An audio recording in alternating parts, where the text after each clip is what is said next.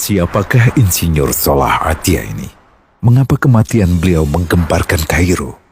Dengan pemakamannya yang dihadiri lebih dari 1,5 juta orang.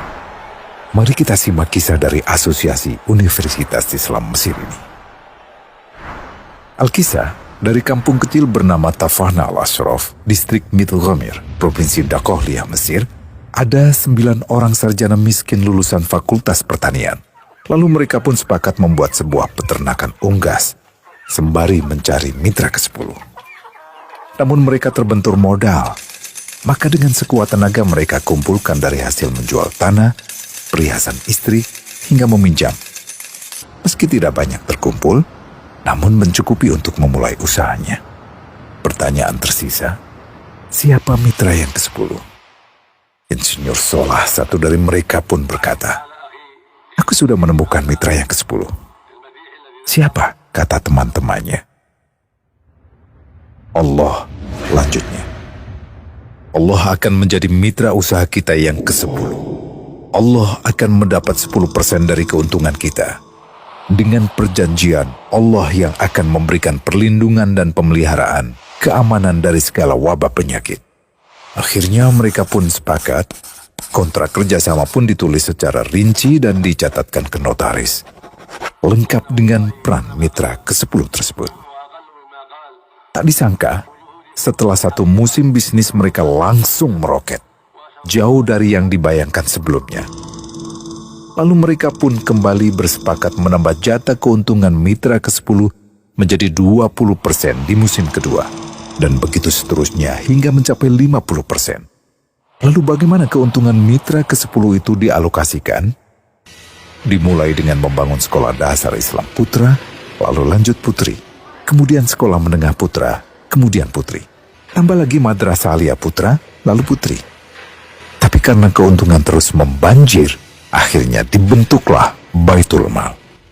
Dan mereka pun mengajukan ke pemerintah untuk membangun universitas di kampung.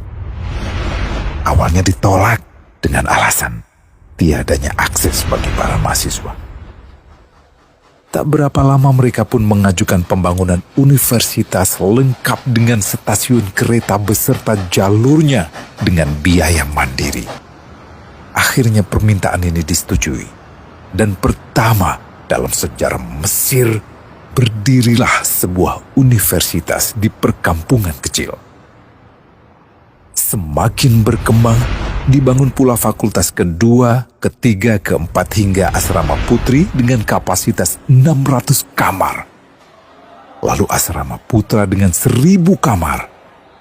Tiket kereta api pun digratiskan untuk memudahkan transportasi menuju kampung tersebut.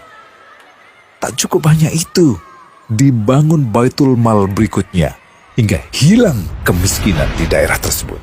Dan program ini diduplikasi ke kampung-kampung lain hingga bisa dikatakan tak ada kampung yang disinggahi Insinyur Solah kecuali akan dibangun Baitul Mal untuk warga. Bantuan pun diberikan untuk fakir miskin dan para janda. Pemuda pengangguran pun dilatih untuk mengelola perkebunan sayur hingga mandiri, bahkan sampai bisa mengekspor ke negara tetangga.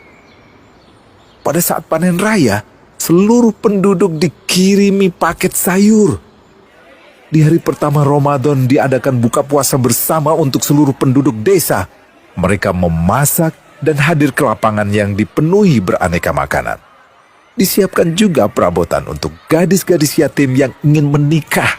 Dan ini semua merupakan sedikit dari banyaknya kebaikan yang dilakukan oleh Insinyur Solah.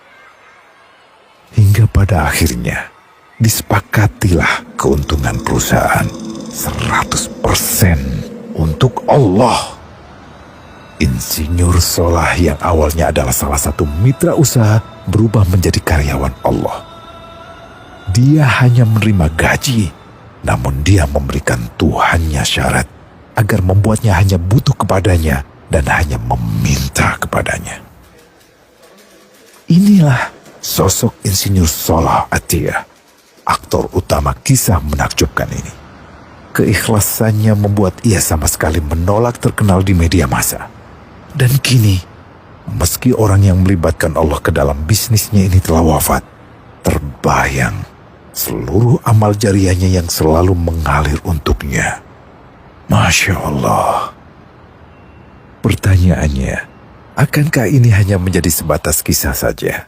Atau menjadi teladan bagi kita untuk mengikuti jejaknya?